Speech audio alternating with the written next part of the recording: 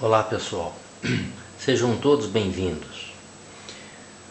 O problema 54 diz assim, o triângulo determinado pelos pontos A, -1, -3, B, 2, 1 e C, 4, 3 tem área igual a 1, 2, 3 e 6.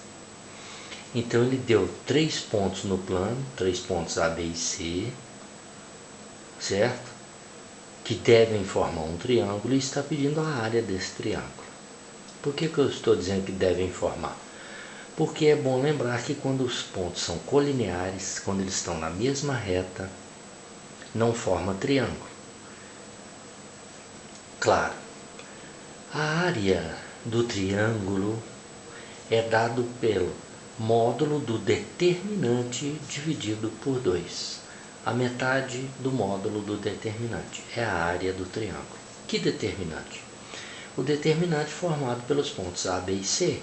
Como é que a gente forma esse determinante? Ponto A, -1, -3, está aqui, -1, -3. Ponto B, 2, 1, está aqui, 2, 1. Ponto C, 4, 3, está aqui embaixo, 4, 3. Mas para eu calcular o determinante só existe em matriz quadrada, certo? Está lembrado? Então, a gente completa a terceira coluna com 1, porque 1 é elemento neutro da multiplicação, certo? Então, nós temos que resolver calcular esse determinante, porque a área é a metade do módulo do determinante, certo? Nós vamos aplicar aqui uma regra muito conhecida, que é a regra de Sarri, que pode ser resolvida de várias formas. Eu vou fazer como eu já acostumei. Eu vou repetir as duas primeiras colunas depois da terceira coluna. Então, como é que é? Olha aí no esquema que eu fiz embaixo. Você escreve os 9 elementos, estão ele aqui, os 9 elementos.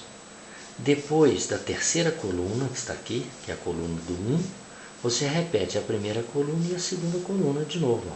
Primeira coluna, segunda coluna. Então você repete as duas primeiras colunas depois da terceira coluna. Essas diagonais que eu mostrei aqui, todas têm que ter 3 elementos para você multiplicar, né? Essas diagonais aqui são as diagonais principais, é a diagonal principal e suas paralelas. A principal, tá ela aqui, né? E suas paralelas, tá? A principal, na verdade, é -1, 1 e 1, né? A ela aqui. E duas paralelas, tá vendo? Nessas diagonais você multiplica conservando o sinal que aparecer no produto. Depois, quando nós multiplicarmos a diagonal secundária com as duas paralelas, esta e esta, nessas 3 nós devemos trocar o sinal do produto. É a regra de Sarri, né? Então vai ficar assim, vamos lá. -1 vezes 1 vezes 1, menos 1. -3 vezes 1 vezes 4. -3 vezes 4, menos 12. 1 vezes 2 vezes 3, 6. Agora, secundária. 4 vezes 1 vezes 1, deu mais 4, não deu? Você troca o sinal, menos 4. 3 vezes 1 vezes menos 1, deu menos 3, não deu? Você põe mais 3. A última diagonal, 1 vezes 2 vezes menos 3, dá menos 6, não é? Você coloca mais 6. O resultado dessa soma é o determinante, ou seja, vamos somar os positivos. 6 mais 6, 12. Menos 12, 0. Menos 1, menos 4, menos 5. Menos 5 mais 3. Menos 5 mais 3. Menos 2. Quer dizer que o determinante deu quanto? Menos 2. Agora, a área não é a metade do módulo do determinante? Então, qual é a área desse triângulo? Determinante é menos 2. O módulo de menos 2 é 2. 2 dividido por 2, a área desse triângulo é 1. Uma unidade. Se esses pontos estivessem, por exemplo, em centímetros, né, no plano cartesiano, seria o que? 1 centímetro quadrado a área desse triângulo. Se as coordenadas fossem em metros, seria 1 metro quadrado e assim sucessivamente, tá bom? Veja agora a questão número 55. A questão 55 diz assim, ó, vamos ler lá. Dado o polinômio ax3 mais 2a mais b, que multiplica x ao quadrado, mais cx mais d menos 4 igual a 0, um polinômio. Os valores de a e b, para que ele seja um polinômio de segundo grau, são... Então ele quer os valores de a, veja, e b, a e b, para que esse polinômio seja de segundo grau. Aí ele dá as opções, a igual a 0, b igual a 0, a igual a 1, b diferente de 0, etc. Observa que ele dá os valores a, 0, 1 e menos 1, ou diferente, né? Então vamos ver, vamos começar assim, atribuindo a o valor 0, para ver se a pode ser 0. Atribuindo a A o valor 0, vai ficar 0x3, o 0 desaparece, não é? Esse termo desaparece, o termo ax3, não é? Porque 0 vezes x3 é 0. A mesma coisa aqui, a igual a 0, esse termo 2a vai dar 0. Então o polinômio vai ficar assim, ó, bx ao quadrado mais cx mais d menos 4 igual a 0. Porque esse termo de grau 3 aqui, ele zerou.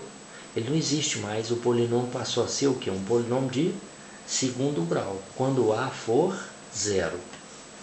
Agora vamos ver o b, quer dizer que o a igual a 0, nós já sabemos que o a tem que ser 0, né? Ou é a ou é c a opção.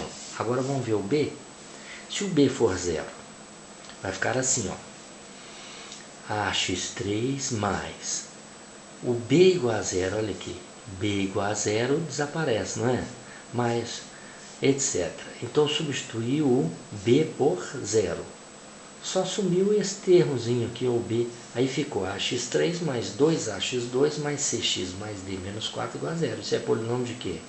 De terceiro grau, porque não anulou o termo x3, tá vendo? Então quando b é igual a 0, o polinômio é de terceiro grau. Mas o que ele quer? Polinômio de, lá em cima, segundo grau. Então o b não pode ser 0. Agora vamos ver a igual a 1 e a igual a menos 1.